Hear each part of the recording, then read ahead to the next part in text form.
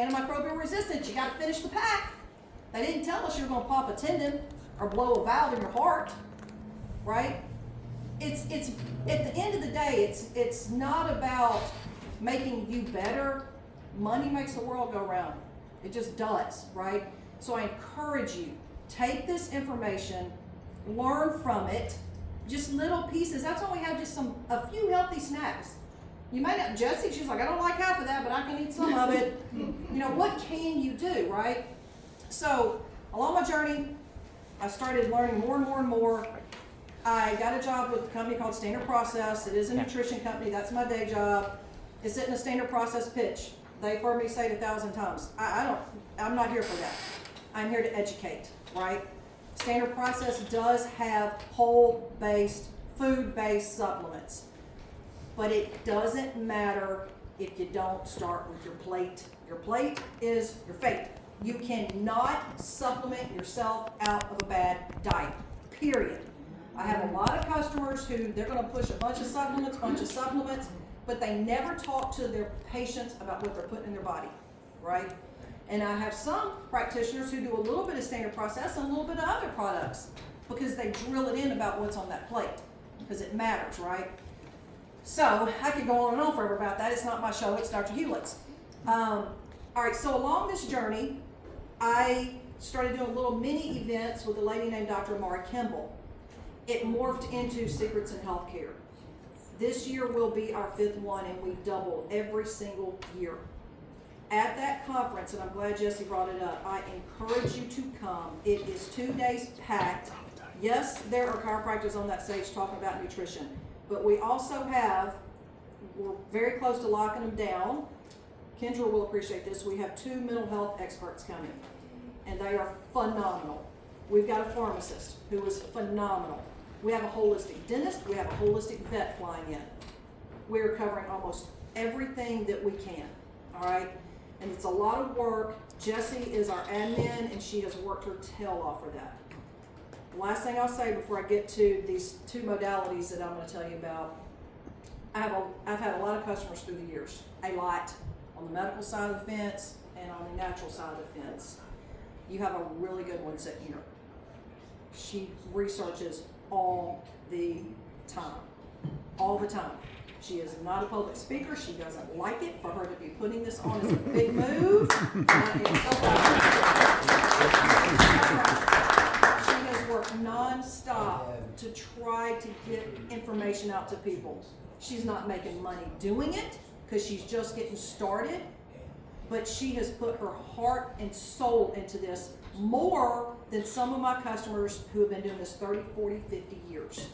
Okay, so while she may not have that decades-long knowledge that some of them have, you're not going to find someone with a bigger heart to help guide you through. She's really good too about, hey, I'm going to help get you started, but I'm punting you to Dr. Ann Hines, Dr. Steve Hewlett, to someone else. And sometimes that's what people need, just baby steps, and you get to the next spot, right?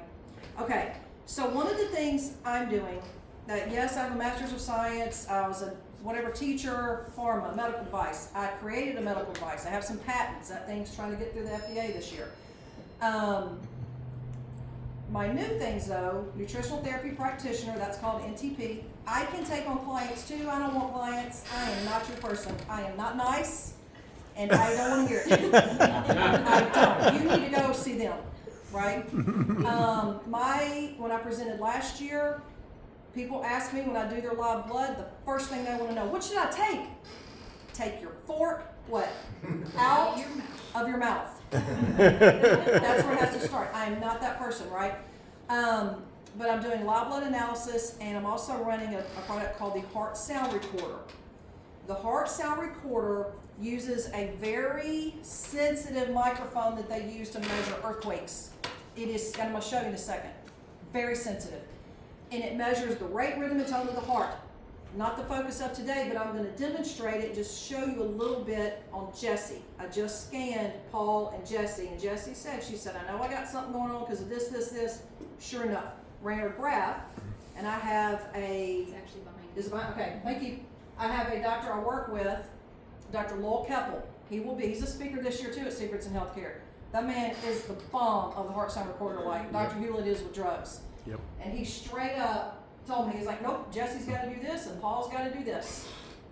So I can learn these graphs, but that's not my wheelhouse. I'm going to scan you, and Dr. Hewlett's going to read that graph and then make some suggestions. Most of these are nutritional suggestions because the heart runs on B vitamins, real B vitamins, right, and other things. So if your heart is in some kind of stress, it could be because you're not moving calcium.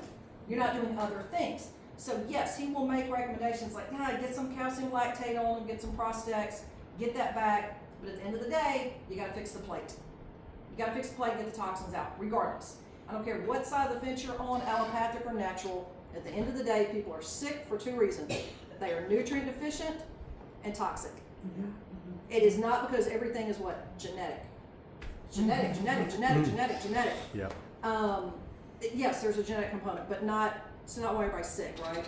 Okay. I literally was on a podcast today and I talked for 10 minutes about that. Nice. Yeah. Genetic, Nice. yeah. Yep. And You can you have to be override. careful not to fall for that, right? Mhm. You have to be careful. All right, so this was Jesse's graph. So this probe will scan your mitral valve, your tricuspid, your aortic, your pulmonic. All right, that's what it does. It's plain and simple. All right, do you want me to show on you? Yeah. All right, and hopefully this is gonna, Paul, I need a hookup though to the, What do you can we need? get this to project up there? Or? Yeah. Or we don't have to, I can just turn the computer around. Okay. We just need to go from this. I'm gonna show y'all show y'all one little reading of it, how it works. I hope I have one. Do I have one? Yep. If you have one, he'll find it. Yeah, Paul's Paul's kind of an IT guy. he's a net nerd with that, right? That's it. Okay, Okay, is it up? Oh, perfect, okay. All right. All right, let's see. Okay, so heart sound recorder, Okay, then, there we go. Okay.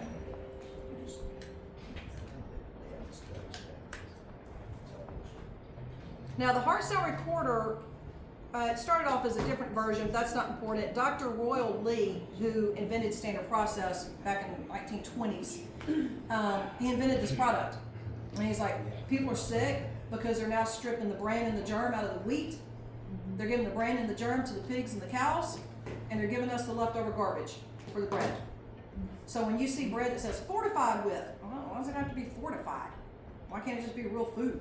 Right? Why do you have to have food coloring? Why can't it be the color of food? He discovered this stuff years ago, and he created this device. So that's what happened. Okay, so watch the screen. Where's my? Oh, I think I have to. I might have to do. Yeah, I gotta put. Whoop. Yep, no heart there. That's correct. I'm gonna have to put your name in. I know, right? Okay, Jess. Let me see if it'll pick you up there, Jess. Last name. Actually, let me just pull you up, Jesse, because we've got one on you. Okay. So Jesse's had a scan. So what I'm gonna do, You just want to demonstrate what it looks like when you. yeah, client list. So here she is. Select. All right, add session. And why? I think it's not clicking somehow. Should be showing up.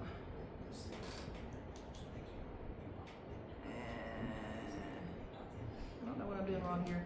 Sorry guys, it's a horrible presentation. Something's not plugged up right. I don't think it's reading because of the plug-in. Oh, because they see mine. Yeah, I think the HDMI's throwing it off somehow. Okay. Just pull my graph back up. Yeah, let me pull your graph back up. We haven't tried this with this hookup, so it's okay. All right, what you will see though, when it's going, I can pull up, or I can tap on the table, and you can see it just boom, boom, boom, boom, boom, boom. It is so sensitive. What it's listening for are the valves opening and closing. That's what it's Wow. listening for. Okay, so if your valve is opening but it's not closing all the way, that's a problem, right? There's certain things the heart should do. We're not here to talk. I'm not here to be a heart surgeon. It doesn't matter. Are your valves working correctly, right? If they're not, we need to look at something. So there's something called an S1 and an S2, right?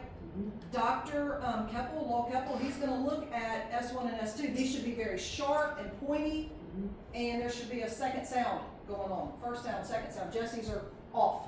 We just say they're off. And the line through here on all of these should be smooth, and it's not. A lot of times, it's just you've got a toxicity or a nutrient deficiency somewhere, and it could be she's getting the nutrition in, but it's not being transported, right? It's not being moved around. Like magnesium goes with what? Anybody? Magnesium, calcium, D3, K2. You hear those things put together a lot of times. So that's what Dr. Keppel's going to read. It takes me about 15 seconds to scan somebody, and then I send the report to him, and then he sends it right back. Let me see if I can get this to work on here without HDMI. Sorry, Paul. Is it working? Well, something's a little squirrely, but it's okay. The So monitor? those graphs are reading the polarization of the heart. It's rate. Here's what I have to say: rate, rhythm, and tone. Okay. Yeah, rate, rhythm, and tone for it, and it should. And for some reason it's not, but it doesn't matter. So y'all get the point on that, right? Everybody's good? Okay, so that's something that I'm doing. That's going to be another session. Yeah, the other thing, I'm going to talk to you about my blood. Yep, I'm going to that. Okay. So that's the heart sound recorder. And then, I don't need my computer up yet, right? No. I'm good? Okay. All right, cool. Cool beans. Not really, it's irritating though. It's okay. All right, so live blood analysis. There we go. Live blood analysis. I scanned blood, and I should call it live blood auditing, so people, medical community doesn't get squirrely about analysis, the word analysis. I scanned a lady's blood. It was the mom of someone who works in one of my chiropractor's offices, and her blood's messed up. Her diet is garbage, and her blood was a hot stinking mess. She took it to her MD. I didn't know she was going to do that. She took it to her MD, and he was telling her, "Oh, are you taking your medicine? Are you taking your medicine?" And she's like 80 something. She said, "Yeah, but I want to show you something. Look at this. What do you think?" He was like, "That doesn't mean anything. You're just old." Okay. Live blood analysis has been around for decades. They stopped teaching the medical community how to do it in the 70s. If you know who Dr. Lee Merritt is, she was probably the last class trained on live blood analysis. They stopped training them for a reason. If someone has leukemia, that is a cancer of what? Blood. Do you think they look at the blood? Yeah. Life is the blood. Life is in the blood, right? If you're a believer at all. I mean, you've got white blood cells, you've got platelets, you've got red blood cells, you've got all kinds of stuff going on in your blood. Why do they not train the medical community to look at it? Blood analysis, the way I tell people or explain it to people is it's a tool to help you see or understand that you may have a slow leak of air in the tire. You can drive around on the tire that has a hole in it and just keep putting air in it. And guys, this should make sense to you. Just keep putting air in it. What's going to happen eventually? I mean, you're running a risk there, right? It's telling you something's wrong. Why would we not look at our blood? We look at our poop. You know if you got a bad poop. You know, because you see it, right? Everybody's like, "Oh, my kid has diarrhea." I'm like, "Okay, have you seen their blood?" But you don't see your blood, right? Everyone should see their blood and see what they're looking at. It makes a difference. All right, so a few things up here. There's live blood and dry blood. I'm going to show you the difference because I'm going to stick Jesse here in a second. So I only need to stick your finger one time. That's it. This top picture is normal live blood. Those are red blood cells. They should be round, perfectly round, and floating around, bouncing off of one another. That's called the zeta potential. They should be repelling one another. They should not be clumped up.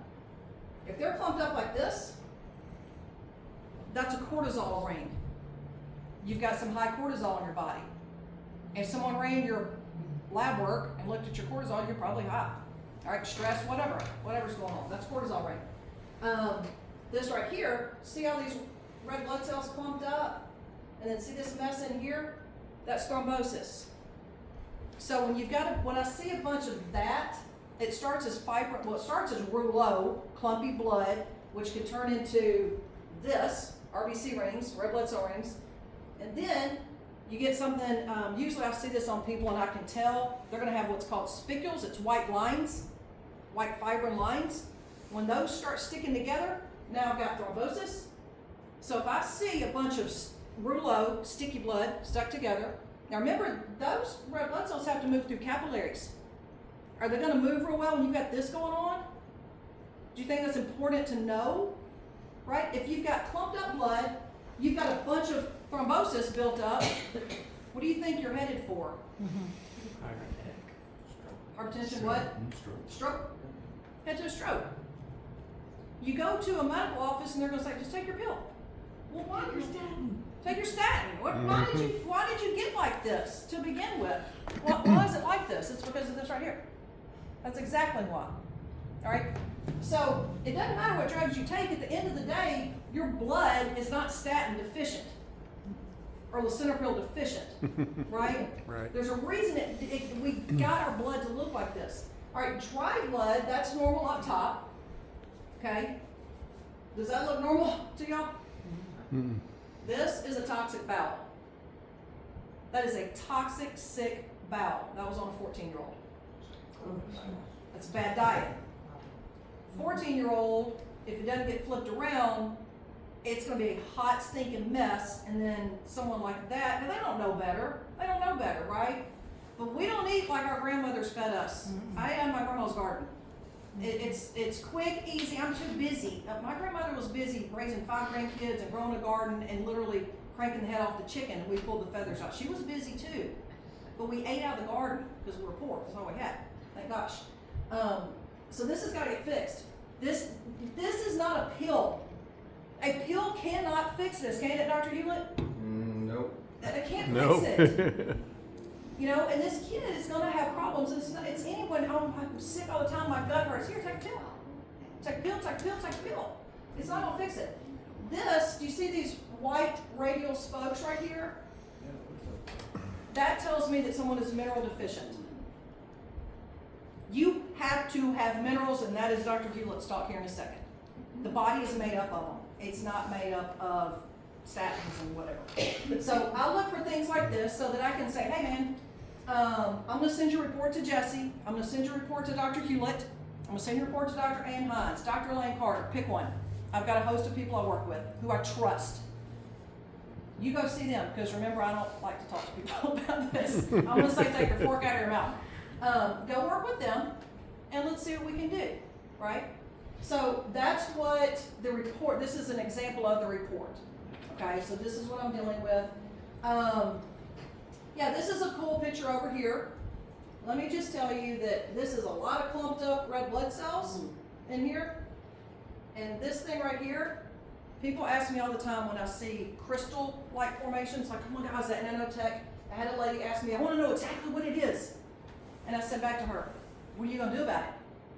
You going to change anything? She's like, what do you mean? Again, this is why I can't take on clients. Like, what are you going to do? It doesn't matter what it is. It should not be there. It should not be there.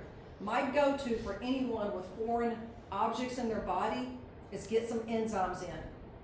Get some enzymes in. Enzymes help break up your food. They help break up your proteins, your carbs, your fats. Steve Hewlett talk in a minute.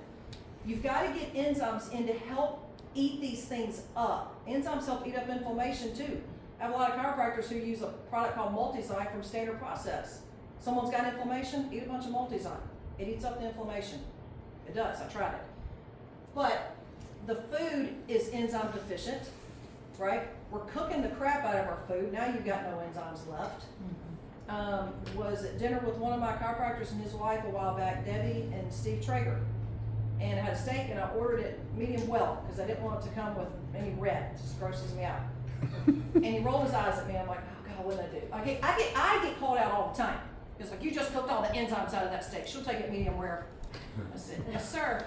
He knows better, right? So you've got to get the enzymes in. And I'll stop with that before I stick Jesse, but I We're want to, probably running out of time. yeah, okay. So we can do that after. I'll stick Jesse afterwards, and I'll leave this. We'll turn it to Steve Hewlett. So the last teachable moment here before we go over to Dr. Hewlett, enzymes. The importance of enzymes started years and years and years ago with a guy named John Beard. It doesn't matter. He said, "Hey, you got to get these enzymes in. They work on cancer." Blah blah. He was called a quack, and then came Don Kelly. Then he was a quack. Then another guy. He's a quack. If you go to the pancreatic cancer something website, it's all beautiful, talks about pancreatic cancer, okay? It says straight up on the website, if you have pancreatic cancer, you should take enzymes. It helps with pancreatic cancer. Why did they not say get your enzymes in before you get pancreatic cancer, right? And why did it take about 100 years for that to happen? Same thing with everything else. We're not gonna be here 100 years from now, so learn yourself, absorb the information, and I will show y'all later on with Jessie how to stick her finger. Good enough? Did y'all learn anything? Yep. Look Learn forward to it. something? Okay. All right, thank you, Jessie, that was great. Okay, Dr. Hewlett, I'm sorry. I get to talking. You always do. I know. You're in the trial now, brother. You're stuck.